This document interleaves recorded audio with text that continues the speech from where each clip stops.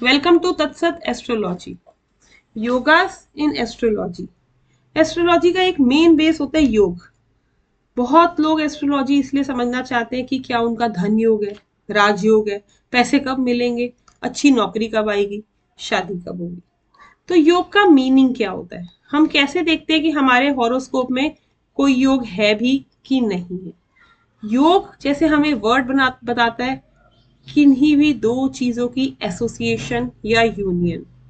तो अगर कोई भी दो प्लैनेट्स हॉरोस्कोप में कंजंक्ट है, एक दूसरे के साथ बैठे हुए, सपोज ये एक हॉरोस्कोप है, इसके अंदर कोई भी दो, दो से ज्यादा, तीन, चार, पांच, कितने भी प्लैनेट हो सकते हैं। जितने प्लैनेट होंगे उतने उस हिसाब से योग बनेंगे।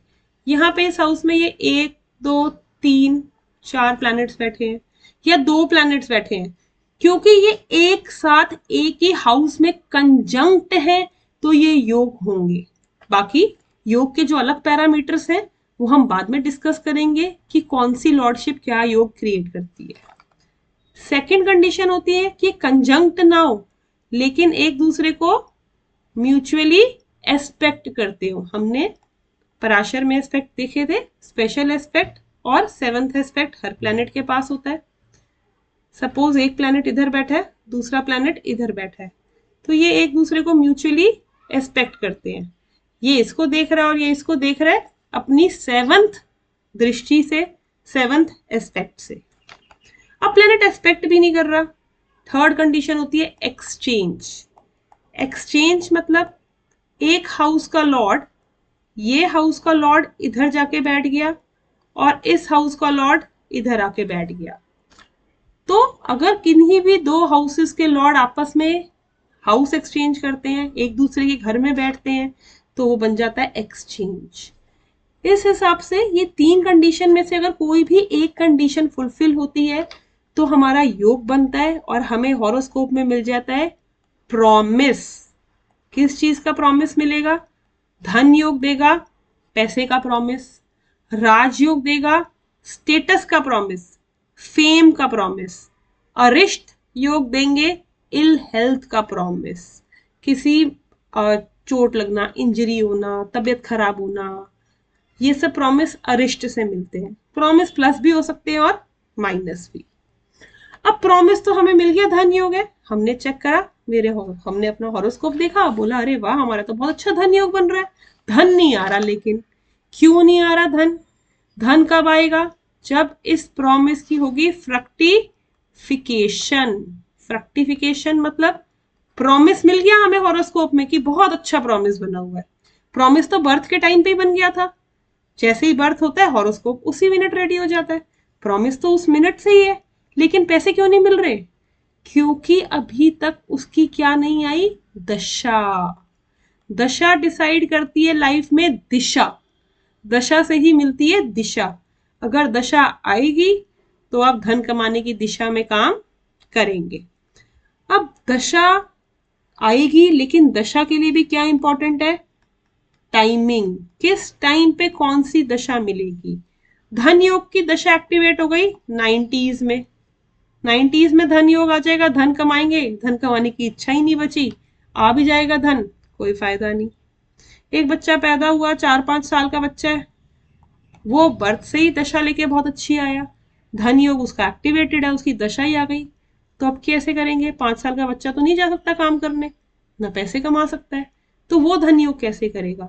प्रॉमिस है इसके पास, दशा ने इसको एक्टिवेट भी कर दिया, तो फ्रक्टिफाई कैसे होगा? तो इस बच्चे के लिए फ्रक्टिफिकेशन कौन करेगा? इसके पेरेंट्स। क्योंकि ये बच्चा तो पैसे नहीं कमा सकता, लेकिन पैसे का प्रॉमिस है, फादर की प्रमोशन हो जाएगी, मदर को बहुत अच्छी जॉब मिल जाएगी, घर में पैसे आएंगे। इस बच्चे को जो जो सुख चाहिए वो सारे सुख मिलेंगे, क्योंकि उसके पास प्रॉमिस है और उसकी दशा भी है। पर उसके लिए काम कौन करेगा? पेरेंट्स। कई बार हम देखते हैं एक बच्चा पैदा हुआ, उसी के साथ फादर की प्रमोशन हो गई, फादर कहीं दूसरी जगह ट्रांसफर हो गए, मदर को जॉब मिल गई, बहुत अच्छा राइज लिया उन्होंने, तो उसकी दशा थी बच्चे की, उस बच्चे को वो सब भोगना था। उसके लिए निमित्त कौन बने? उसके पेरेंट्स। और यहीं पे अगर ये दशा किसी बच्चे को 20-25 की एज में मिल जाए, तो ये होती है बेस्ट टाइमिंग, क्योंकि इस वक्त ये बच्चे का करियर का टाइम, जॉब का टाइम, एजुकेशन का टाइम होता है। तो इस वक्त उसका एक बहुत अच्छा बेस बन जाता है जिससे वो अपनी सारी चीजों को एक्यूमुलेट कर सकता है। अब दशा फ्रक्टिफाई भी हो गई, उसके बाद भी रिजल्ट अच्छे नहीं मिल रहे, प्रॉमिस मिल गया, दशा भी मिल गई, उसके बाद भी रिजल्ट नहीं आ रहे। ये हमें पता लगता है फ्रॉम स्ट्रेंथ, स्ट्रेंथ ऑफ योग। स्ट्रेंथ ऑफ योग, जो योग बना उसमें ताकत कितनी है। प्रॉमिस तो हमने देख लिया, लेकिन उसमें ताकत ही नहीं है तो वो प्रॉमिस करेगा क्या। अब किसी ने काम करना और वो बीमार पड़ा है, जब वो उठ ही नहीं सकता तो वो काम करेगा कैसे। तो स्ट्रेंथ ऑफ योगा डिसाइड करेगी जो भी प्लैनेट्स है उनकी कंडीशन पर, कि वो कैसे हैं, क्या वो एग्जॉल्टेड है, ओन हाउस है, या वो डेबिलिटेट हो रहे हैं, या वो कंबस्ट है। वो डिसाइड करेगा कि वो प्लैनेट्स कैसे योग बनाते हैं। सेकेंडली उनकी प्लेसमेंट, कि वो प्लैनेट्स योग कहाँ बना रहे हैं। अगर कोई प्लैनेट योग बना रहा है केंद्र में त्रिकोण में, मतलब 5th हाउस में, 9th हाउस में, 4th हाउस में, 10th हाउस में, या 1st हाउस लग्न में, इनमें से किसी भी हाउस में योग बनाते हैं तो ये बहुत अच्छी प्लेसमेंट होती है योगास के लिए। अब वहीं पे कोई 6th हाउस में, 8th हाउस में योग बना रहा है, योग तो इन हाउस में भी बनेंगे, दशा आने पे फ्रक्टिफाई भी होंगे, रिजल्ट भी मिलेंगे, लेकिन जब यहां पे योग फ्रक्टिफाई होगा तो वो सारे रिजल्ट देगा विदाउट चैलेंजेस। 10% काम करेंगे तो 10% रिजल्ट मिल जाएगा। यहां पर रिजल्ट मिलेगा but with challenges and obstructions. Challenges के साथ रिजल्ट मिलेगा, बार बार काम रुकेगा, 10 की मेहनत करेंगे, 6 का रिजल्ट आएगा।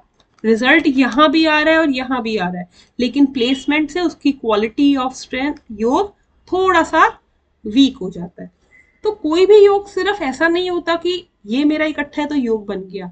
पहले उस योग के पैरामीटर पे प्रॉमिस को कंफर्म करना है, फिर उसकी दशा पे देखना है, क्या टाइमिंग ऑफ दशा सही है, राइट टाइम पे राइट दशा मिल रही है, और ये योग है इसकी स्ट्रेंथ कितनी है, ये कितना पावरफुल योग है। ये सब हम कंफर्म करते हैं D1 में। इसके बाद जब हम नवमांश कुंडली बनाते हैं D9 में, इसमें हम इस सारे योगास को रीचेक करते हैं और फिर हमें कंफर्म होता है कि ये योगास कितना एक्टिवेट होंगे और कब एक्टिवेट होंगे। Thank you.